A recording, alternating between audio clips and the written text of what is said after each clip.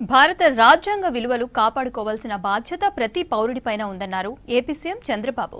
తెలంగాణ దిష్టే కోనసీమకు తగిలిందని హాట్ కామెంట్ చేశారు AP deputy CM Pawan Kalyan. కూటమి ప్రభుత్వం పాలనలో ఏ పంటకు గిట్టుబాటు ధర దక్కడం లేదన్నారు ఏపీ మాజీ సీఎం జగన్మోహన్ రెడ్డి. రాజ్యాంగం కేవలం పుస్తకం కాదని ప్రతి పౌరుడికి దక్కిన వాగ్దానమన్నారు APCC chief YS Sharmila.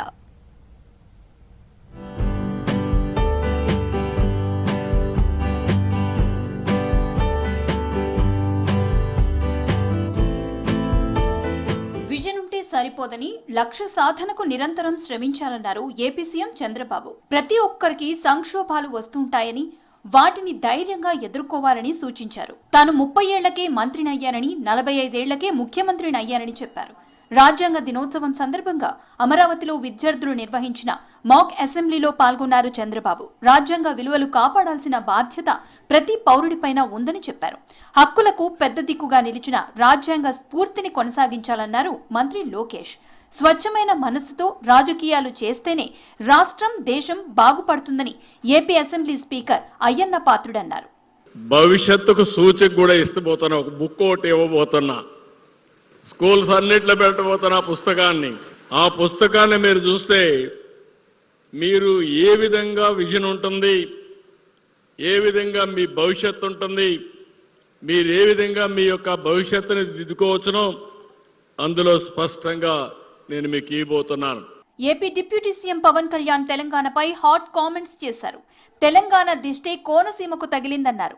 Godavari జిల్లాల పచ్చదనమే రాష్ట్ర విభజనకు కారణమైందన్నారు. కోనసీమ చాలా పచ్చగా ఉందని తెలంగాణ నేతలు అంటుండేవాళ్ళని, వాళ్ల దిష్టితో నేడు కోనసీమ కొబ్బరి చెట్లు మొండాలు కూడా లేకుండా పోయాయని అన్నారు. కోనసీమ కొబ్బరి రైతుల సమస్యలను 40 రోజుల్లో శాశ్వత పరిష్కారం చేస్తామని హామీ ఇచ్చారు. గత వైసీపీ ప్రభుత్వం చేసిన తప్పులను కరెక్ట్ చేస్తున్నామన్నారు పవన్. గోదావరి జిల్లాలో అన్నపూర్ణ అంటారు. రాష్ట్రం విడిపోవడానికి కూడా కారణం గోదావరి జిల్లాలో పచ్చదనమే. ఆ శాపం తగిలేసినట్టుంది. ఈరోజు గోదావరి జిల్లాలో మొత్తం కొబ్బరి చెట్లతోటి, తెలంగాణ నాయకులంతా అంటారు కొబ్బరి చెట్లతో చాలా ఆనందంగా ఉంటుంది, మీరు ఏమంటుందని పచ్చదనంతో చాలా బాగుంటుందండి. ఈరోజు కొబ్బరి చెట్లు ముండలు కూడా లేవు, అంత దిష్టి తగిలింది కోనసీమకి. వైసీపీ హయాంలో వ్యవసాయాన్ని పండగలా చేశామన్నారు ఏపీ మాజీ సీఎం వైఎస్ జగన్మోహన్ రెడ్డి. కూటమి ప్రభుత్వంలో అగ్రికల్చర్ ని దండగలా చేశారని విమర్శించారు. రాష్ట్రంలో ఏ పంటకు గిట్టుబాటు ధర దక్కటం లేదన్నారు. ఏపీ పులివెందుల బ్రాహ్మణపల్లిలో అరటి తోటలను పరిశీలించారు. అరటి రైతులను సర్కార్ ఆదుకోవాలని, లేదంటే ఉద్యమం తీవ్రతరం చేస్తామన్నారు. రాష్ట్ర ఖజానాను చంద్రబాబు లూటీ చేస్తున్నారని ఆరోపించారు జగన్మోహన్ రెడ్డి. దాదాపుగా చంద్రబాబు నాయుడు గారి ప్రభుత్వం మొత్తం చూస్తే ఈ 18 నెలల కాలంలో దాదాపుగా 16 సార్లు కరువు వల్లనో లేకపోతే వరదల వల్లనో, అతివృష్టో అనావృష్టో రైతులు నష్టపోయిన పరిస్థితులు, ఇన్పుట్ సబ్సిడీ ఇవ్వాల్సిన ఆవశ్యకత కలిగిన పరిస్థితులు. చంద్రబాబు నాయుడు గారి 18 నెలల్లో రైతులకు చేసింది ఏమిటి అంటే బోర్డు 0. స్వేచ్ఛను, గౌరవాన్ని, న్యాయాన్ని కాపాడేది భారత రాజ్యాంగమే అన్నారు ఏపీసీసీ చీఫ్ వైఎస్ షర్మిల. రాజ్యాంగం కేవలం పుస్తకం కాదని ప్రతి పౌరుడికి దక్కిన వాగ్దానమన్నారు. కోట్లాది భారతీయుల ఆస్తులను, వారి హక్కులను రాజ్యాంగం కాపాడుతుందన్నారు. పేదలైనా ధనికులైనా రాజ్యాంగం ముందు అందరూ సమానమే అన్నారు. కొందరు సొంత రాజ్యాంగాన్ని రాసుకునేందుకు కుట్రలు చేస్తున్నారన్నారు షర్మిల. కార్తీక మాసంలో రికార్డు స్థాయిలో శ్రీశైలం మల్లన్న హుండీ ఆదాయం వచ్చింది. 33 రోజుల్లో 7,27,26,400 కానుకలొచ్చాయి.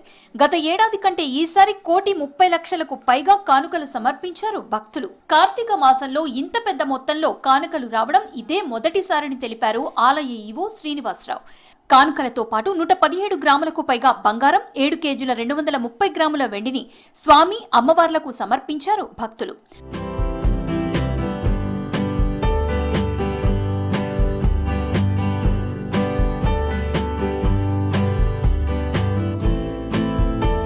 ఏపీ లిక్కర్ కేసులో నిందితులకు సుప్రీంకోర్టులో ఊరట లభించింది.